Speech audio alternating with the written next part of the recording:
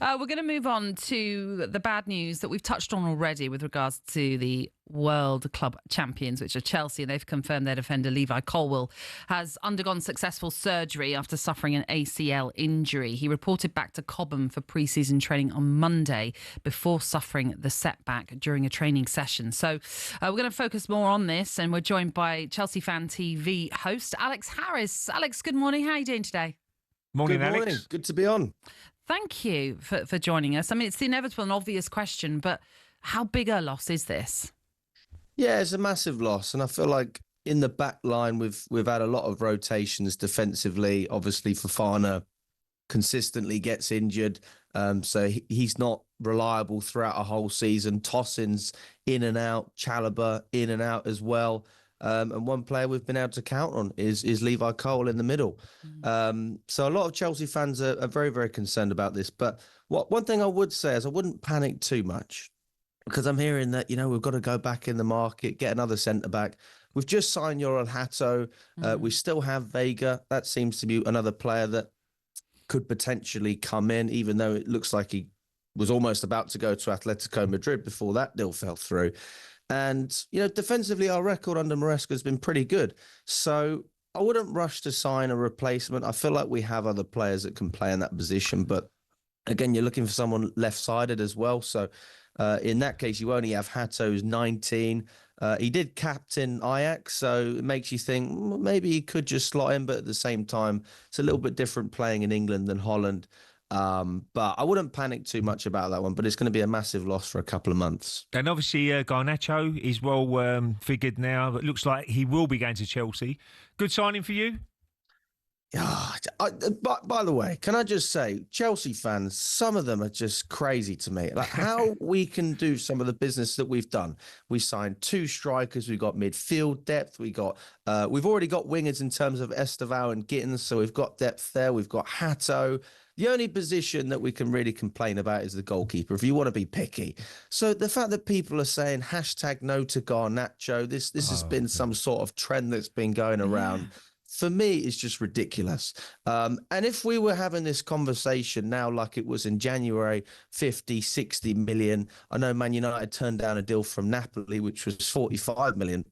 And I totally understand the concern. But we're not looking to go out there and spend that kind of money anymore. And Man United are in a position where actually they're going to be looking at January and probably regretting the fact that they didn't accept that deal from Napoli. So in my opinion, you are able to get this player because United are desperate to sell. He is desperate to leave. I want him for 30 million. The most I would add on to that is maybe 5 to 10 million in add-ons, incentive-based bonuses.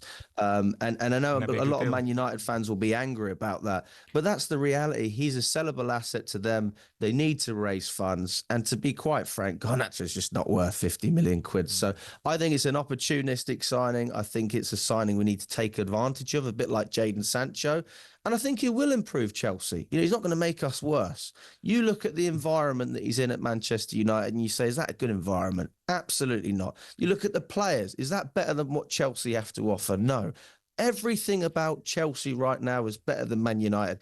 And that's not me being rude. That's just the harsh reality. Chelsea are now, a lot of people don't want to admit it, but we're going to be in the title conversation. I don't think we'll win it, but we're in the conversation, right? We've just won the Club World Cup. We won a European trophy. We beat PSG. Clearly, we've got something about us that we didn't realise was brewing. And something's just clicked.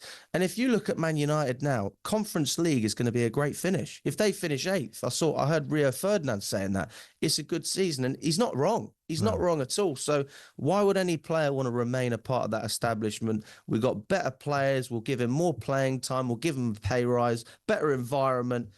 Everything's better. Yeah, I think he's the type of player that wants to be loved as well, which he's obviously not getting at Manchester United.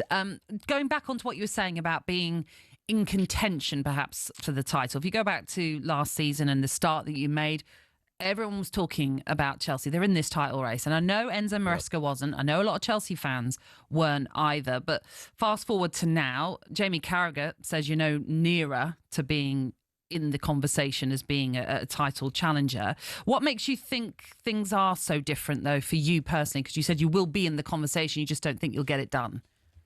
Yeah, I think that the main thing is we've just got a belief now, right? I mean, I was heavily Maresca out.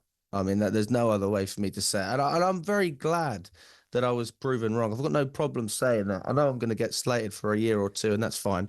But he has proven that he is able to go up against. He's just able to deal with that pressure. I mean, there's no other way to put it.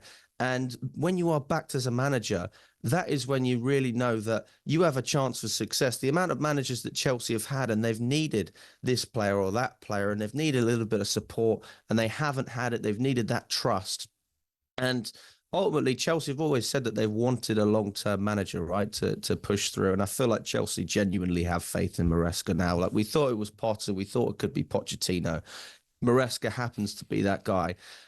With support, he absolutely has everything that he needs, apart from a top goalkeeper, in order to push through in this league. Yes, our squad is young, but actually, considering how young our squad is, it's also really, really experienced. And you look at the quality of those players, we're not talking about just young upcoming players. A lot of these players are almost the best players in their respective positions, even though they're only 21, 22 years old. You've got Cole Palmer, nominated for the Ballon d'Or.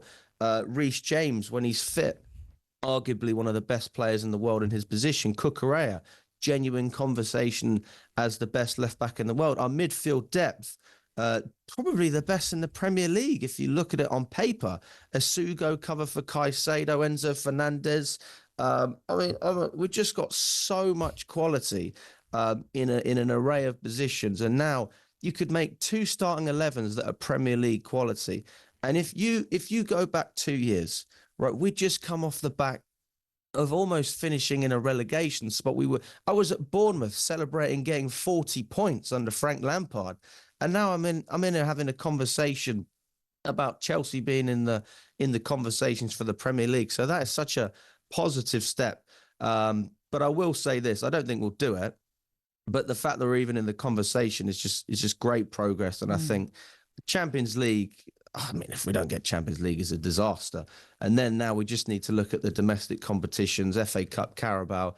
We went pretty early last season. So if we can do that and just have a respectable campaign in the Champions League, then we're moving in the right direction. And then one more year, that's when we've got to really look at it and say, come on, guys, we've got to wrap this up now. Alex, appreciate you joining us this morning. And I tell you what, the way that you were talking about that Garnacho deal, you should be a bloody sporting director. Yeah, absolutely. That's pretty impressive. Strike a deal with add-ons, like you were saying. It's pretty good. Alex, thank you very much. Great to have you with us this morning. talkSPORT Breakfast, waking you up Monday to Friday morning from 6 a.m. on AM, on DAB, via the talkSPORT app and on your smart speaker. talkSPORT.